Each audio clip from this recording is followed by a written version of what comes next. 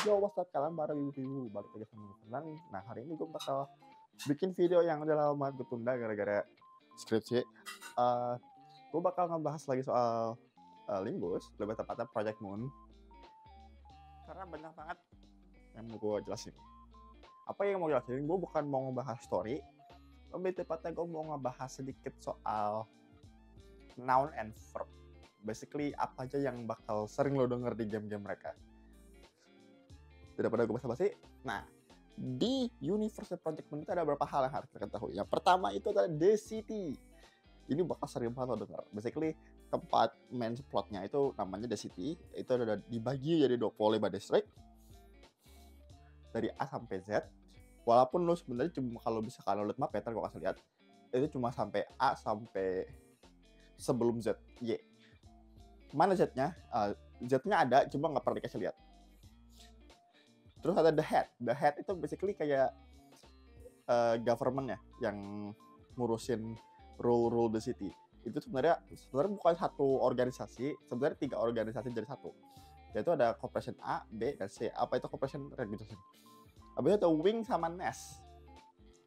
Basically, Wing itu adalah distrik tersebut. Basically, Wing L atau something like that. Itu basically kayak Wing sama Nest itu hampir sama. Bedanya tuh kalau Wing itu company-nya, Nest itu tempatnya. Jadi kayak misalkan Wing L, Nest L. Basically company L di district L. Basically something kayak gitu. Terus ada Backstreet. Apa itu Backstreet?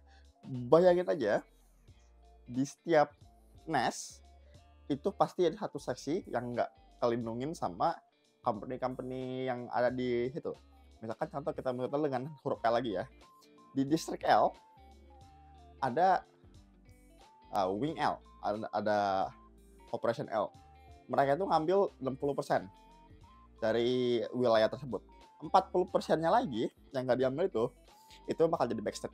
Backstreet itu basically tempat slum atau kayak pinggiran jalan yang nggak pernah diurus, pokoknya kotor banget dan nggak ada yang ngurus. Basically everything is okay there. Yang penting jangan sampai ketahuan aja. Jadi itu banyak banget kayak penculikan, pembunuhan dan segala macam. Nah, terus gimana cara setiap company ini bisa profit? Karena kalau pikir-pikir semua company ini butuh something buat dijual atau di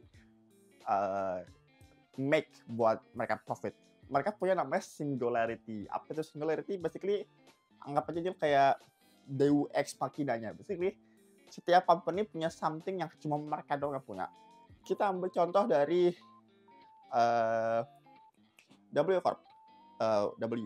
W Corp itu punya singularity di mana mereka bisa, well, gue nggak mau baca spoiler ya, quote-unquote-nya, mereka bisa punya kereta yang dari hasil A, dari titik A ke titik B, cuma dalam 10 detik.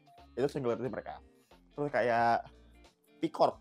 P Corp itu punya singularity di mana mereka punya bisa nge-bending objek walaupun nggak, gimana cara gue cari P Corp ya?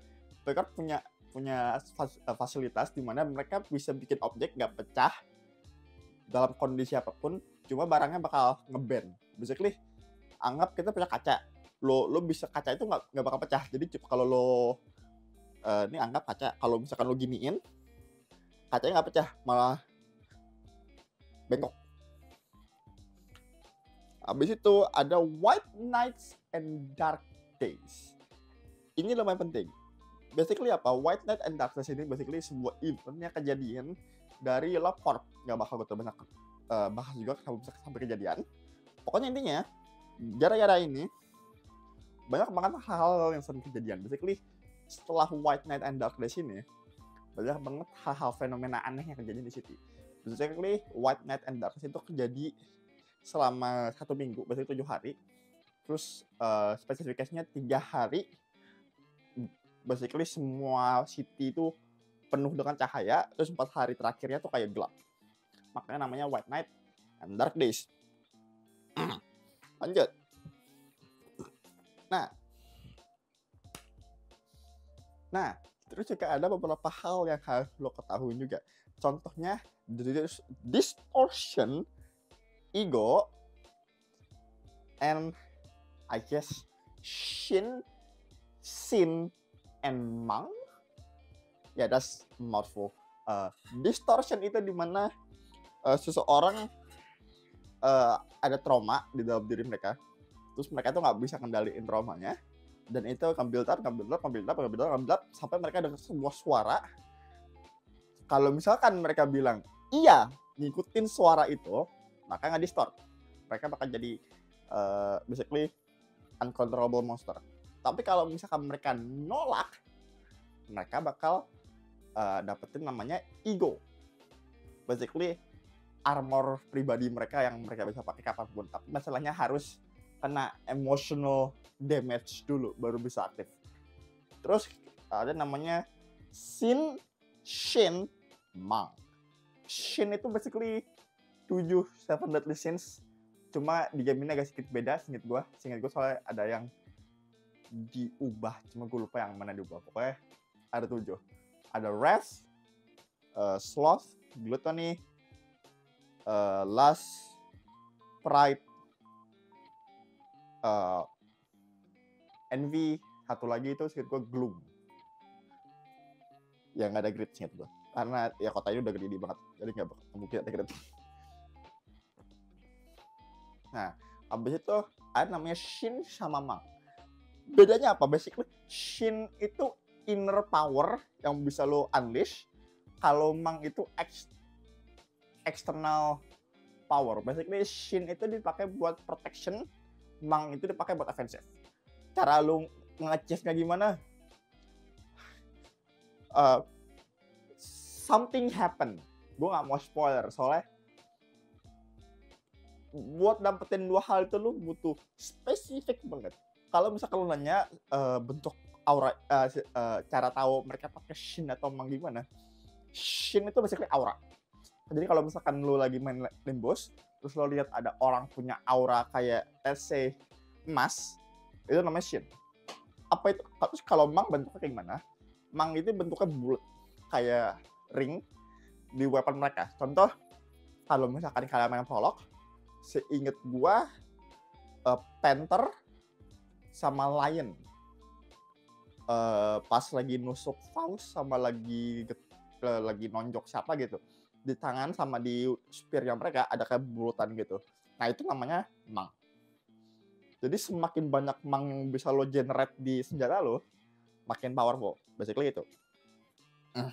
Nah, terus di kota ini pasti harus ada basically kayak polisinya lah. Nah, polisi itu apa? Namanya itu fixer. Fixer ini gue gak bisa dibilang the good guy karena semua di kota ini butuh duit.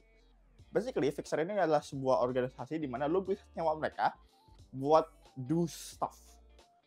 Apa itu stuffnya? Ya basically apapun, dari tolong jagain sebuah rumah, tolong urusin sebuah masalah, tolong ada fenomena aneh, tolong diselesain, dan segala macamnya. Nah, di fixer ini, mereka dia tuh diurutin dari rank. Jadi ada rank 9 sampai rank 1, itu paling tinggi.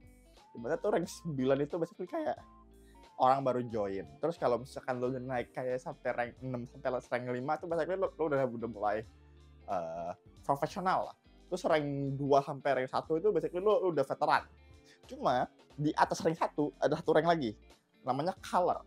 Apa itu color? Color itu basically di mana saat seorang fixer itu punya sebuah power yang bikin mereka itu lebih powerful lagi daripada grade 1, rank 1. Dan power itu cuma punya mereka semua.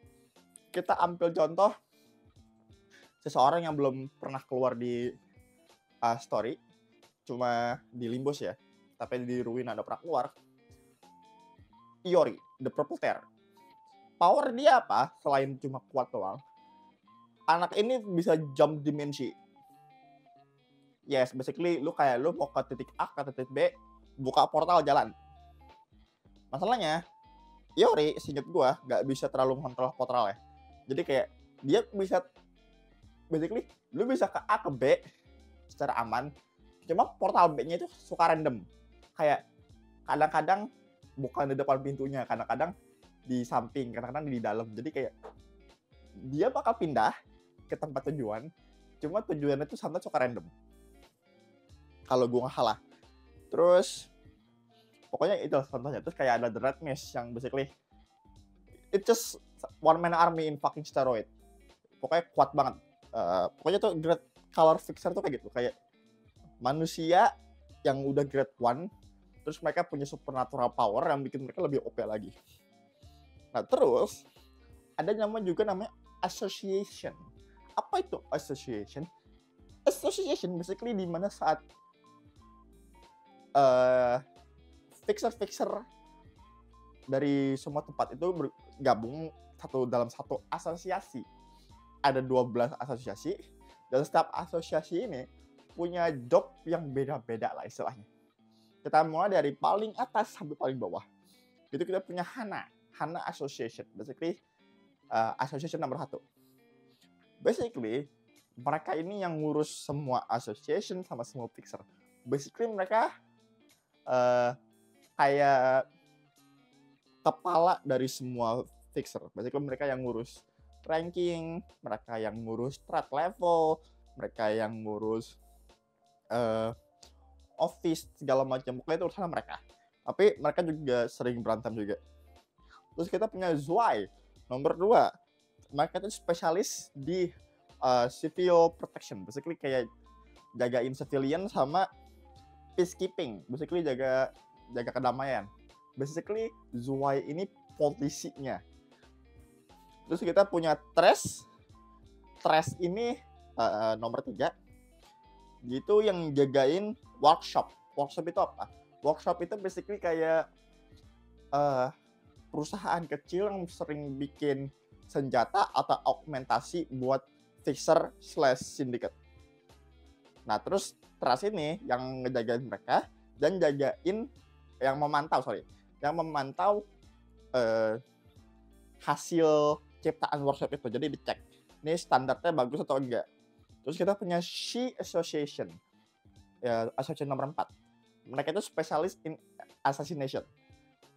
Buat She nggak terlalu banyak yang tahu, soalnya mereka cuma keluar di library doang, dan itu cuma buat satu encounter, jadi agak kesian gue sama mereka. Terus kita punya Sheng, gue nggak tahu cara baca ya. Pokoknya nomor 5, mereka tuh spesialisasi di duel. Jadi apapun masalah mereka bakal ngeduel siapapun itu.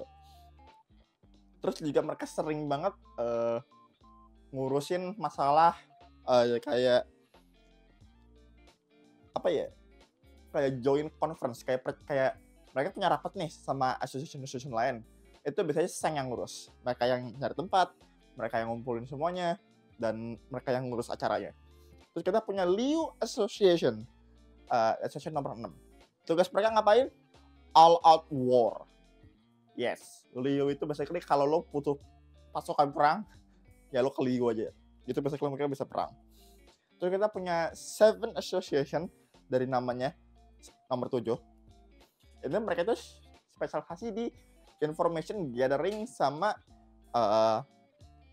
problem solving. Basically kalau lo misalkan punya kayak murder case, kayak ada mayat cuma lo nggak tahu pembunuhnya di mana, lo calling Seven. Itu basically mereka bisa nyelesain masalahnya. Terus kita punya 8 Association, nggak tahu mereka ngapain, sampai Limbus pun belum ada pernah kabar 8 Association itu tugasnya ngapain di City. Kita punya Deviat, which is 9. Mereka itu delivery sama transportation, karena mereka punya bag. Ada Limbus by the way, Deviat. 2 orang yang punya Deviat. Mereka punya kayak koper gitu, dimana koper itu bisa lo buka, dan itu basically itu kayak infinite pocket. Kayak lo masukin apa aja gitu bisa. Nah, kita punya DG Association. Ini association nomor 10. Kalau gue nggak salah ngitung. Mereka ini spesialisasi di knowledge. Basically ilmu pengetahuan. Dimana 99% mereka itu basically scholar. Basically ilmuwan. Basically mereka baca buku, abis itu diterima knowledge-nya, Terus kalau misalkan mereka ketemu musuh, tonjok pakai knowledge. Ya karena mereka mainnya hand to hand. Ada berapa orang di ada 4 orang kasih gue jadi Limbus. Terus kita punya UV. UV itu spesialisasinya di kontrak. Basically mereka tuh kayak yang jagain kontrak / deal buat beberapa association. Jadi kalau misalkan nih association 7 sama association 6 mereka pengen nge-trade let's say weapon atau armor supaya nggak ada yang di apa istilahnya ya, nggak ada yang ditipu, mereka bisa sewa UV buat jagain trade-nya.